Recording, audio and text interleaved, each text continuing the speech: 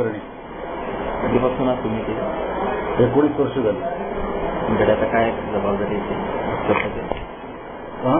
लोकसत्तेची कुठली जबाबदारी आहे काय? आता मी तर नगर आवृत्तीचा प्रमुख म्हणून नगरला काम करतो. मुख्य वार्ताहर म्हणून मी इथे काम करतो.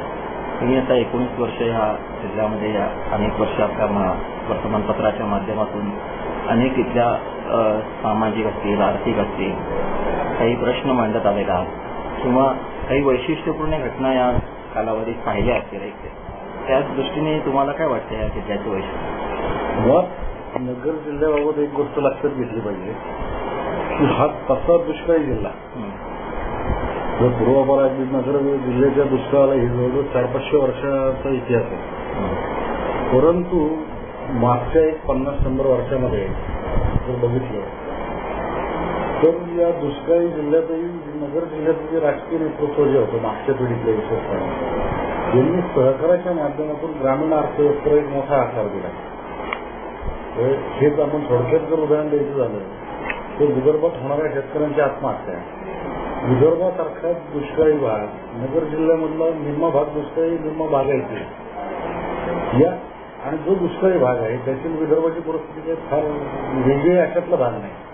पण इथे तसं काही नगर जिल्ह्यामध्ये फार मोठ्या प्रमाणात दखल घ्यावी असे प्रकार इथे काही झाले नाही.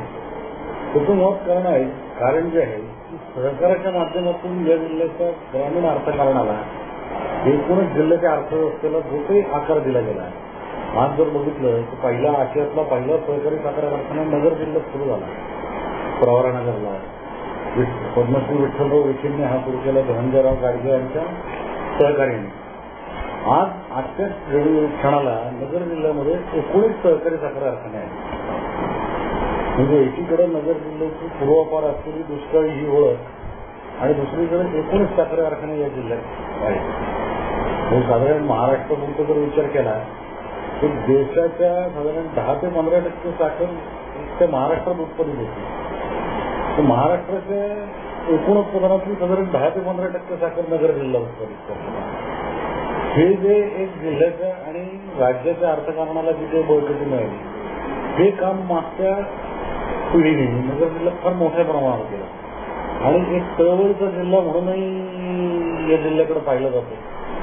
या चळवळीमध्ये रचनात्मक असेल किंवा केवळ आंदोलनच केली अशातला भाग नाही. आंदोलनही नगर जिल्ह्यात जी कधी झाली ती पाण्यासाठी झाली, शासकीय धोरणाच्या विरोधात झाली. अशा एक रचनात्मक चळवळीतनं हा जिल्हा गेल्या 50-60 वर्षात आज गॅस स्टेजला आहे. याचा अर्थ जे आज पुन्हा तशीच परिस्थिती निर्माण होईल अशातला भाग नाही. अलीकडच्या 15-20 वर्षात मात्र हे जिल्ह्याचा दबदबा आणि एकूण राजकीय नेतृत्वाचे काम करण्याची पद्धत त्याच्यामध्ये जमीन आसमानचा फरक पडतो. पण ओव्हरऑल जर विचार केला तर आजही नगर जिल्हा हा महाराष्ट्रातला एक विकसित जिल्हा म्हणूनच ओळखला जातो. आता ह्या जिल्ह्यातले काही प्रमुख जे काही प्रकल्प असतील किंवा एखाद्या MIDCच्या माध्यमातून डेव्हलपमेंटचे जे प्रयत्न चालू आहेत पण ते कितपत यशस्वी झाले असं वाटतं तुम्हाला? नगर जिल्ह्यात औद्योगिकीकरण म्हटलं तर मी तुम्हाला जसं मागाशी सांगितलं नगर जिल्ह्याचा बेस साखर कारखाना आहे. औद्योगिकरण जर म्हटलं तर नगर जिल्ह्यामध्ये फक्त नगर शहरात MIDC या MIDCला 30-35 वर्ष झाली. 70-71ला सुरू झाली. जिल्ह्याचं मुख्यालय जे आहे नगर शहर हेच मुळात दुष्काळी होतं.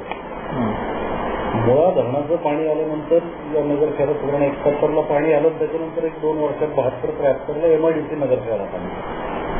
गेल्या 30-35 वर्षात या MIDCचा फार काही विकास झाला अशातला भाग नाही. आजही बऱ्यापैकी LNT असेल, इंडियन सिल्लर्स असेल, बुट्स असेल, वॉगनर्स असेल, कॉम्पन ग्रुप असेल अशा काही मोठे प्लॅन्ट इथे कार्यरत आहेत. पण ही झाली मागच्या 15 वर्षाची डेव्हलपमेंट. त्याच्यानंतर मागच्या 15 वर्षात काही म्हणतात मोठा मदर इंडस्ट्री ठरेल असं काही प्लॅन तिथे आलेला नाही. आता हे रेल्वेच्या संदर्भात तुम्ही काही बोलू शकाल का? कारण आता हा संपूर्ण नगर जिल्हा तसा पाहिला तर कुठल्याही प्रकारे सर्व कन्व्हिनियंट वाटत नाही. त्यामुळे काही एखाद्या रेल्वेच्या ट्रॅकच्या संदर्भात असेल काय याचा काही प्रश्न वाटतात का तुम्हाला? इथे मत प्रश्न असा उलट तुम्ही जे म्हणालात ना तर हे थोडं अर्ध सत्य आहे.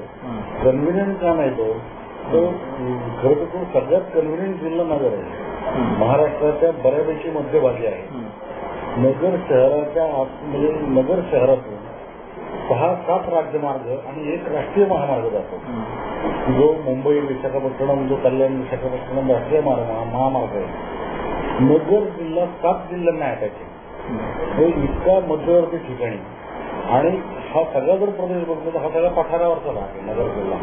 तिथे तुम्हाला डोंगरी भाग सारखा दिसणार नाही. त्याच्यामुळे दळणवळणाच्या दृष्टीने तसं पठारी भाग आणि स्वच्छ आणि कोरडा हवामान आहे नगर जिल्ह्याचा. एखादा असा प्रश्न वाटतो का तुम्हाला की संसदेत मांडण्याची आवश्यकता आहे? कारण हा प्रश्न अनेक वर्ष आम्ही मांडण्याचा प्रयत्न केला, पण असं प्रामुख्याने या विषयाकडे कोणाचं लक्ष गेलं नाही किंवा लक्ष गेलं तर इतक्या गांभीर्याने त्या प्रश्न मांडला गेला नाही. असा एखादा कुठला प्रश्न आहे की मला सांगावा पडतो? मुख्य मगाशी तुम्ही जे म्हणला ना की कन्व्हिनियंट नाही, तर रस्ते वाहतूक म्हणाल तर नगर सारखा कन्व्हिनियंट जिल्हा नाही. रेल्वेची जी जागा आहे ब्रिटिशकालीन जी दौंड मनमाड रेल्वे लाईन नगर शहरात गेली आणि नगर जिल्ह्याच्या काही भागात. हा प्रश्न गेली वर्षानुवर्ष प्रलंबित केंद्र सरकारकडे, विशेषतः रेल्वेच्या प्रश्नाला नगरचे प्रश्न तिथे 25 वर्ष मांडू नये त्याच्यावर साधा विचारही झालेला काही दिसत नाही. ही नगर दौंड ही जी रेल्वे मार्ग हा जो आहे हा एक तर दुहेरीकरण आणि त्याचं विद्युतीकरण असे 2 मागण्या नगरकरांच्या फार वर्षापासून पेंडिंग आहे.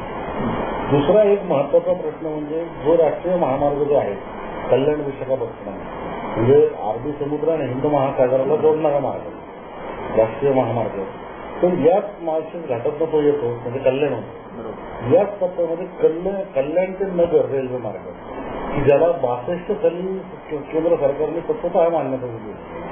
आज परिस्थिती अशी त्याच्यावर त्याचं असंख्य वेळा सर्वेक्षण झाली. सर्वेक्षणाच्या पुढे गेलाही नाही तो, त्याच्यातनं काही होत नाही. हा मुख्यत्वे हा एकतर नगर शहराचा किंवा जिल्ह्याचा प्रश्न नाहीये. नगर कल्याण रेल्वे मार्ग जर झाला आणि ही जर रेल्वे सुरू झाली तर मराठवाडा प्रॉपर नगर जिल्हा आणि मराठवाडा हे मुंबईच्या इतक्या जवळ येईल, कन्व्हिनियंट होईल. ही सर्वार्थाने शैक्षणिकदृष्ट्या, औद्योगिकदृष्ट्या आणि तुमच्या बाजारपेठेच्या दृष्टीने, व्यापारी दृष्टीने हे अत्यंत एका मोठ्या प्रदेशासाठी उपयुक्त हा रेल्वे मार्ग आहे. पण आजची परिस्थिती बघितली तर आत्ताचंही जे बजेट झालं फेब्रुवारीचं रेल्वे बजेट त्याच्यातही त्यावर त्याचा विचारही झालेला नाही. गेली 30-40 वर्ष हे हा सगळ्यात मोठा रेल्वेचे जे प्रश्न आहे ते प्रलंबित आहे. धन्यवाद. आपण इथला बोलण्याचा वेळ दिला.